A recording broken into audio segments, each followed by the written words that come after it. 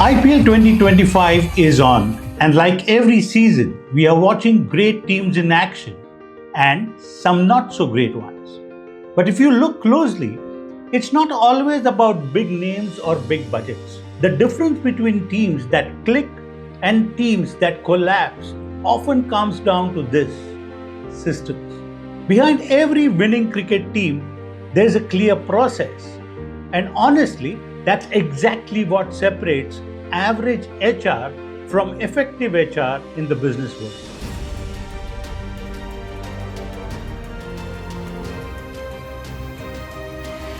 Hi, I'm Shailesh Kantak, founder and CEO of Flexi Ventures. At Flexi Ventures, we work with growing businesses to help them design strong, simple, and scalable people systems, ones that aren't just HR for the sake of HR, but actually help you build and retain high-performing teams.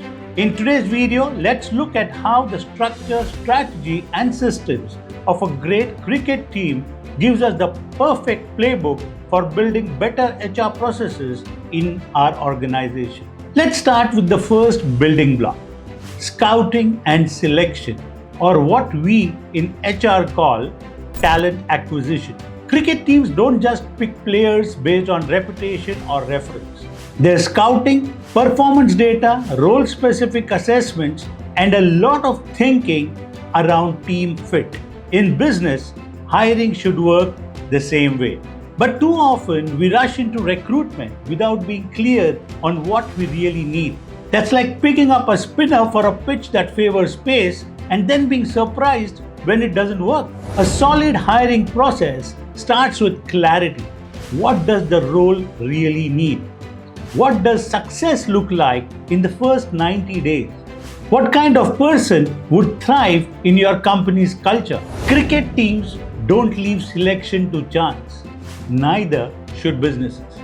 Once the team is picked, the next focus is on role clarity and game planning, which is your JD and goal setting process in HR. In a cricket match, every player knows what's expected. The opener's job is to survive the new ball. The finisher knows when to accelerate. Bowlers have specific roles based on matchups. At work, if roles aren't clearly defined, people will default to doing either what they enjoy or what they think is expected. That creates overlap, confusion, and sometimes complete chaos. Every employee should know: what am I responsible for? How will my performance be measured? Who do I turn to for support or decisions? Just like the captain's game plan before the match, HR's job is to ensure every player on the business field knows their zone. Next comes training and development, or what cricket calls net practice and match prep. You will never see a professional team skip practice. Even senior players spend hours in the nets refining technique, analyzing video footage, and getting feedback. So why is it that in business, we assume that once someone is hired, they'll just figure it out? A well-structured onboarding and continuous learning program is your net session. It helps your team sharpen their skills, stay current, and feel confident when the real game, the business challenge, arrives. And it doesn't have to be a massive training calendar. Sometimes regular feedback, coaching conversations, or short workshops can go a long way in keeping your team ready and resilient. Now let's talk about something we see a lot during a tournament: form and performance management. In cricket, if a key player isn't performing, it's addressed, but with context. Is it a bad patch? Are they being played out of position? Do they need rest or coaching? Performance is tracked match by match, but judgment is balanced with support. That's exactly how businesses should think about performance review. It's not just about annual ratings or appraisal cycles.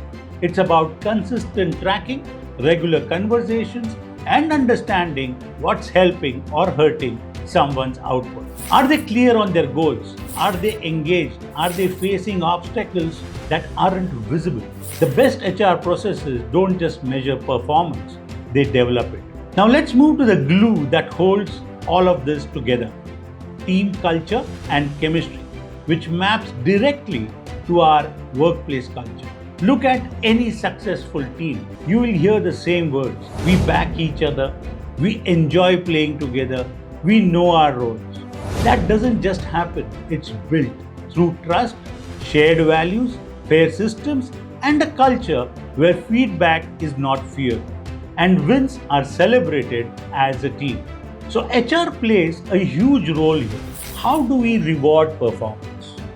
Do we recognize effort or just outcomes? Are people comfortable being honest with their managers? Is there psychological safety?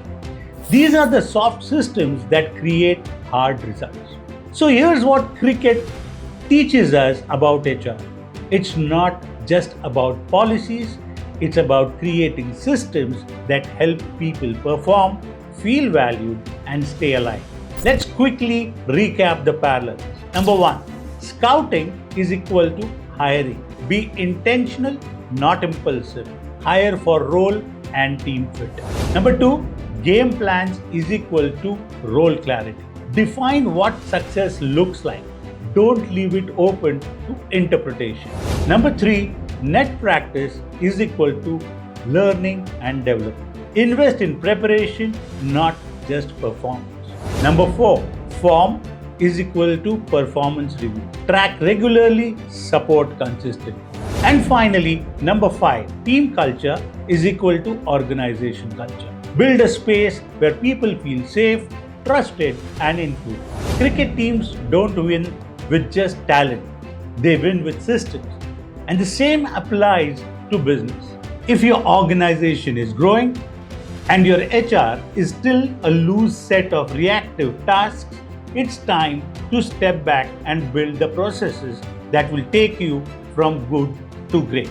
Because in business, just like in cricket, talent wins games, but systems wins seasons. If this video gave you a few ideas, insights, or reminders, like it, share it with a fellow business leader or an HR professional, and don't forget to subscribe for more practical, real-world people strategies.